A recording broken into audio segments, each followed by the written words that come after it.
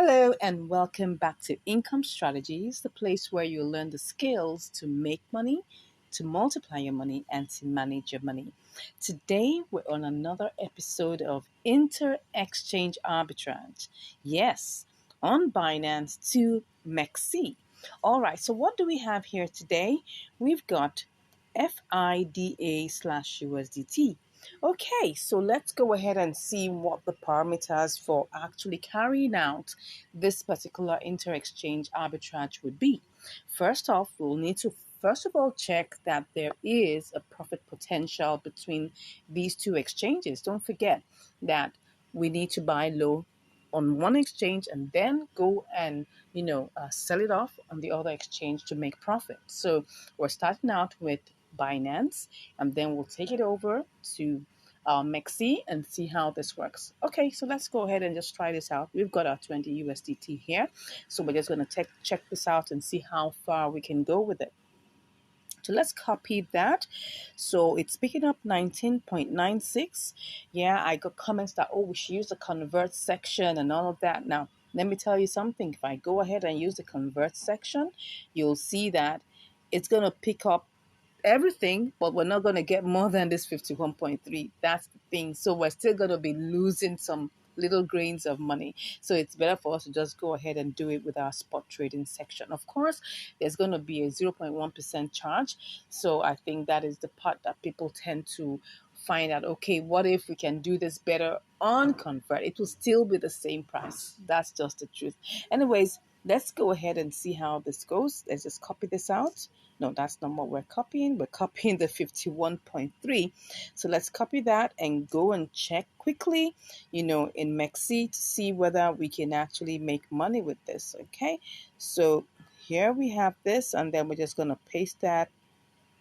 Let me just paste that in here and see what we are going to make. Okay, so we'll be able to make 45 cents. That's fine. If we look at it in terms of the gross calculation, that's looking like a 2.4%, 2.25%, profit margin. But that's not a bad one at all. By the time we take off, all the expenses that are needed here, what will be the expense? The major expense will be the transfer fee. So now we need to go check in Binance to know what exactly is the transfer fee to get this over to what's it called now, MEXC. So let's go ahead and just quickly check this. All right, so then we'll just go ahead and click on withdraw, and then we can just check for this FIDA, which is bona fide, yeah. Then we'll click on that and click on okay. So it's Solana network. Okay, so but how much does it cost? It costs us 18 cents. Wow, that's quite steep. Okay, so but if we take off 18 cents, we'll still have 20. We'll still have what will we have if we take that off. Let's see. If we take that off, if we take out 20.45 minus 18 cents. Oh, sorry, did I add just I'm supposed to take that out. Okay, so that's 0.18. Well, that would still give 27 cents. Okay, that's not bad. That's still over 1%. Okay, let's go ahead and do this, all right?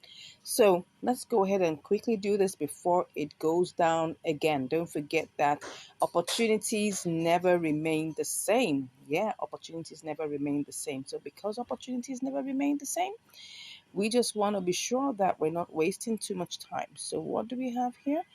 38 38 cents. Come on, 0.3893 cents. Okay, so let me check that out quickly so that we're sure about the price. Okay, oh, sorry. Let me go to MEXC.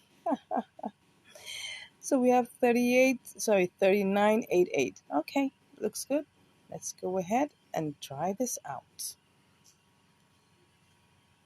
So the first thing we want to do now is to be able to buy this. So let's ensure that we refresh, make sure that everything is set. Let's be sure that there is. Okay, so it's picking up 19.97. Let's go ahead and buy that. Okay, so that is already bought. We have already bought that. So what do we have here? 51.24. Okay, so this is what we have now. All right, so next up is that we want to quickly send this over, right? We're sending it over to MEXC. Okay, so here we're gonna have to take out, we're gonna deposit it. So what are we doing here? We want to deposit the FIDA, and the network is Solana. Okay, so it says that we need to tap to generate. Okay, so then this is the address. So let's quickly copy that. All right, so I've copied it. So I go over to my Binance. Okay, and then the next thing I want to do is to withdraw it. I want to withdraw, FIDA. Okay, so FIDA, if I click on that, what's the complete amount? That's 51.2. Okay, so you can see here, it's going to take 0.47 FIDA. All right, so let me just put the max there. Okay, so it's going to give us, what's it giving us? It's giving us 50.77. All right, so let's go ahead and put in the withdrawal address. Okay, let's go ahead and do this. Take our screenshots and then we'll be ready to withdraw. Okay, so it's asking me questions. Everything, I'm making sure that everything is intact. Let's go ahead and do this. Okay. All right, so I have to do my verifications and I'll be back. All right, so our fighter is actually on its way all the way to MEXC. So let's go check MEXC and see whether anything has shown up yet. All right, so let's go to the trade section. I know it doesn't normally take so long. Let's see if it will show up here, but I don't think it's ready yet. So let's go back and check it in Binance and see what the situation is. Okay, so it's currently processing. All right, so let's wait for it and see how long this is going to take. As you can see, it's processing. That's the tax ID and all the other information. Okay, so let's go over to MEXC and see how long this is going to take. See, it's going to show us when it gets here. Let's go back. Oh, it's here. Can you see that? It's already arrived. Awesome. So now let's not waste too much time. The next thing that we need to do is that we need to pick the entire amount. Or you can see that we don't have as much, but that's the thing. So let's go ahead and, click on sell. All right, so sell FIDA. So we're currently in the queue. All right, so let's see how long this is gonna take. But while I'm doing this, I'm trying to check what exactly could it have been. Could we hasten this one up? Let's try and see. If I decide to cancel one more time, but before I cancel, the amount of FIDA that I want to sell. Okay, if you can see this, you can see that I want to sell FIDA at this amount. So you can see here. So it's showing me that this is where I am located, right? You can see that 3988. Okay. But if I want to sell this off quickly, let me see what this is. This is 37. You can see that if I want to choose this particular price, it's going to show me. Let me cancel this and show you this. Okay, so I've canceled that. Okay, so you can see that there's a lot of movement here, but the price that I want to sell at, right? There's not enough. There's even no, look at it now. This is 38.83. But I want to sell it at what price? I want to sell it at 39. Because if I choose this price, right?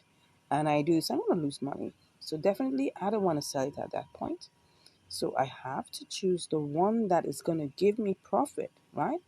And then I'll go with that. So we're going to go back in the queue and see how long this takes.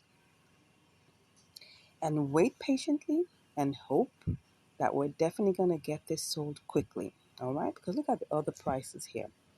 If I come here and I choose 39.83, it will be less, but there's 26 of that.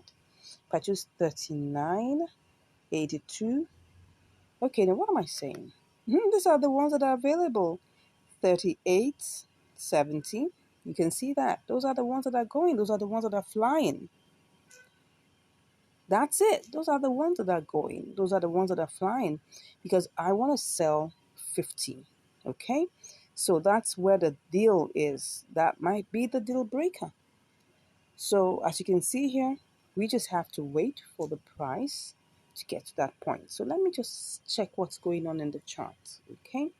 So the price currently is 39.88. Okay? But if the price goes higher, then that means that there will be more people who will be willing to buy at a higher price. So this may just be a slight waiting game. Let's wait and see how this goes, and I'll be back to give you the results.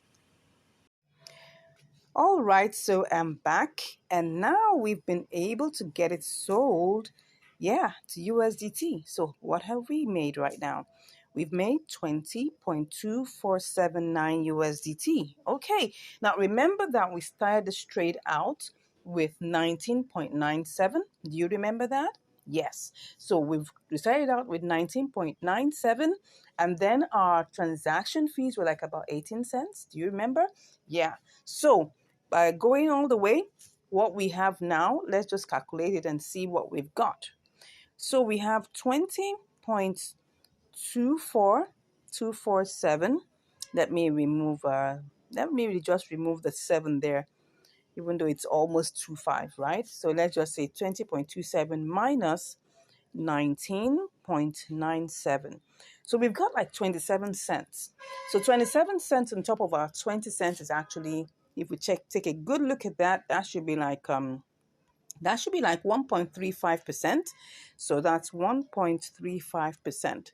So that means that we actually had a profit potential of 1.35%, which is good, which is not bad, right? So 27 cents over our 20 USDT, which is fine. All right. So that's it. I hope you've been able to learn something from this inter-exchange arbitrage. Don't forget that it's a combination, right, of trading fees and of of transfer fees. And if, for instance, the transfer fees was about 18 cents, so that's the reason why it looks like, oh, the profit potential could have been about 45 cents. All right, but don't forget we had to take away the trading fees. So if we look at that, if we add point 18, then you'll see that was supposed to be about 45 cents. But just imagine you had like about $1,000, or you had like maybe $100 or even $50. It's still going to be the same 18 cents for transfer. That's the beautiful thing. The costs for transfers are always fixed. Now, the only thing that's not fixed is the trading fees, which is variable, right? So which is a 0.1%. Now, even currently in MEXC, they don't even have trading fees, which is zero trading fees. So if I were going to change this, if I want to transfer this, and send it as, because like for instance, after finishing your trade, you may say, okay, I want to get it back into Binance, and you're looking for the cheapest way to transfer your funds, because if you have to send this by USDT, you're going to have to lose 1 USDT. You can change it to XLM, right? And then before you know it, with using like maybe 1 cent or there, about 1 to 2 cents max, you've transferred it all the way back into Binance. So you can check, our video on that. I will try and put that in the description to check.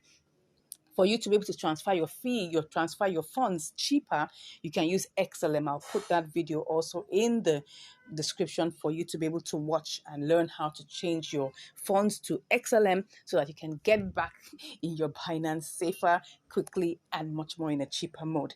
Anyways, thank you very much for watching. I look forward to seeing you again in another video. If you haven't subscribed, come on, go ahead and click on that subscribe button. Give us a like, give us a comment. Let's know what you think about this trade, and we'll be seeing you in the next video. Stay blessed and bye-bye.